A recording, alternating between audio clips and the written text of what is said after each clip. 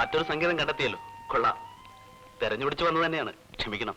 വെറുതെ ഈ വഴി വന്നപ്പോ കണ്ടു എന്ന് കളവ് പറഞ്ഞില്ലല്ലോ, നന്നായി. നമ്മൾ എവിടെയോ പറഞ്ഞു നിർത്തി മുമ്പ്.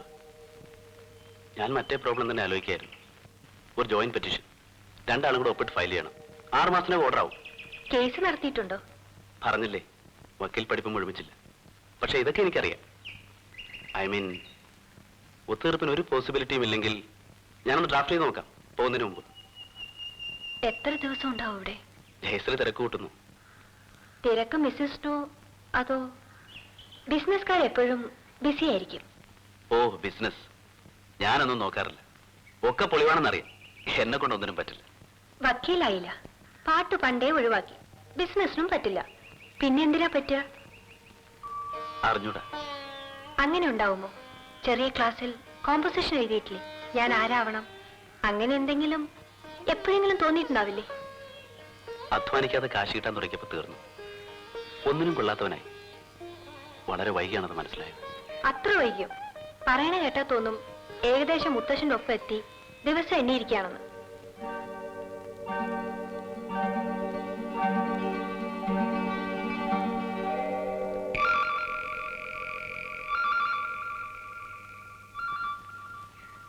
ആത്മകഥ ആരംഭിക്കുകയാണെന്ന് തോന്നുന്നില്ലെങ്കിൽ ചിലത് പറയട്ടെ. പറയൂ. കോളേജ് പഠിക്കുന്ന കാലത്ത് അച്ഛൻ മരിച്ചു. അടുത്ത ബന്ധുക്കൾ ആരുമില്ല. സ്വത്തുക്കൾ നോക്കി നടത്താൻ സർക്കാർ റിസീവർ വെച്ച് തന്നു. റിസീവർ ഓഫീസിൽ നിന്നാണ് പണം വന്നോട്ടിരുന്നത്. കുട്ടികൾ എനിക്കൊരു പേരിട്ടിരുന്നു, സർക്കാർ ദാസ്. ഇപ്പോഴും അങ്ങനെ വിളിക്കുന്ന ചില പഴയ ഫ്രണ്ട്സ് ഉണ്ട്. ടൈറ്റിൽ നന്ന്, സർക്കാർ ദാസ്. ചിങ്കെന്ന് വിളിക്കാൻ ആരെങ്കിലും ഉണ്ടോ? ആരുമില്ല. ഞാൻ ജയശ്രീയോട് പറയാം, മോനുണ്ടായാൽ ചിങ്കെന്ന് വിളിക്കാൻ. By the by, congratulations. അമ്മ വിവരം പറഞ്ഞു. ആഘോഷിക്കേണ്ടതാണ്.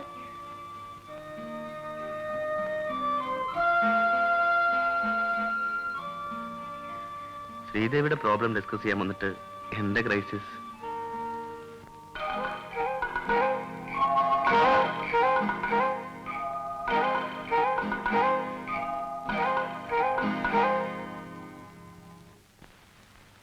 മുത്തച്ഛന് സന്തോഷം. എല്ലാവരെയും വിളിച്ചു കഴിഞ്ഞു. നാളെ ഉച്ചയ്ക്ക് അവിടുന്ന് ശാപ്പാട് വരണം. എന്റെ എന്നിട്ട് പറയാഞ്ഞത്? അടുക്കളക്കാര്യമല്ലേ, ഇവിടെ അറിയില്ല എന്റെ പരിപാടി. വരണേ. എന്തിനാ ഈ ഫോർമാലിറ്റി? കുറെ ഫ്രീ ആയിരിക്കാനല്ലേ എല്ലാവരും ഇവിടെ വരുന്നത്. ഇവിടെയും അടുക്കളപ്പണിയുടെ ഭാരം വേണോ?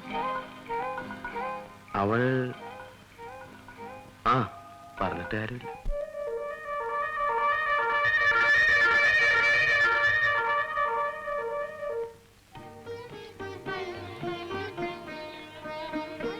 ഇനി ഇരുന്നോളൂ ജയശ്രീ, വേണ്ടത് നമുക്ക് എടുക്കാമല്ലോ. ഞാൻ പിന്നെ ഇരുന്നോളാം. ശ്രീദേവി വന്നാലോ? അവളിനി വരുണ്ടാവില്ല. എന്തേ ശ്രീദേവി വരാഞ്ഞത്? ഒന്നുമില്ല. അസലായിട്ടുണ്ട്. പെൺകുട്ടികളായാൽ അസലായിട്ട് വെച്ചുണ്ടാക്കാൻ അറിയണം. നിർമ്മല കണ്ടു പഠിച്ചോളൂ. ഞങ്ങളോടൊപ്പം പുറത്തേക്ക് ഇറങ്ങിയതാണ് ശ്രീദേവി. അപ്പോ പെട്ടെന്നൊരു ടെലിഗ്രാം. വിജയശങ്കറിന്റെ.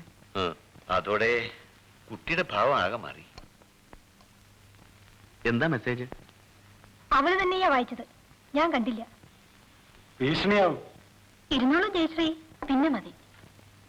പഴയ ചിട്ടയാവും. ഭർത്താവിന്റെ കഴിഞ്ഞിട്ടേ ഇരിക്കുള്ളൂ എന്ന് നിർബന്ധം ഉണ്ടാവും. പഴയ ചിട്ടകള് എല്ലാം നല്ലതൊന്നും അല്ല.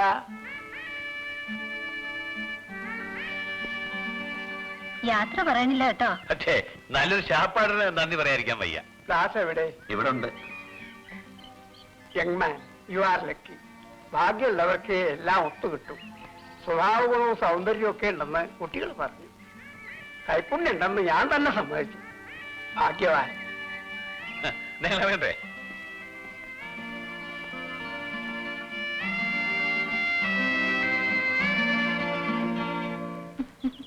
ഇരിക്കണ്ട, എനിക്കൊരു രസവും തോന്നുന്നില്ല. അഭിനയൊക്കെ ആവശ്യത്തിന് മതി. ഇടി നിൽക്കുന്നിടത്ത് നിന്നാ മതി. പോയി അവസാനം വീട്ടമ്മയായി കുഴിയിരിക്കാൻ ഭാവമുണ്ടോ? എന്താ വിരുന്നുകാര് പറഞ്ഞത് കേട്ടില്ലേ? എന്നെ പോലൊരു ഭാര്യയെ കിട്ടാൻ സുഹൃതം ചെയ്യണമെന്ന്. വലിയ ആൾക്കാരാണ് പറഞ്ഞത്.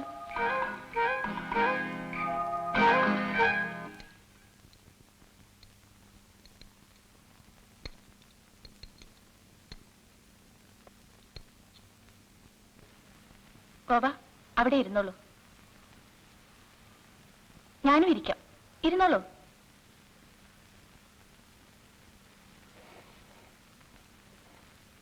ഇന്നാരെയും നാട് കാണിക്കാനില്ലേ? ഞങ്ങൾ കുറെ ആളുകളുണ്ട്. ചില ദിവസം മാത്രമേ പണിയുണ്ടാവൂ. നിന്നെ ഒരു വൈകുന്നേരം ഗൈഡായി കിട്ടാൻ എവിടെയാ പണം കെട്ടേണ്ടത്?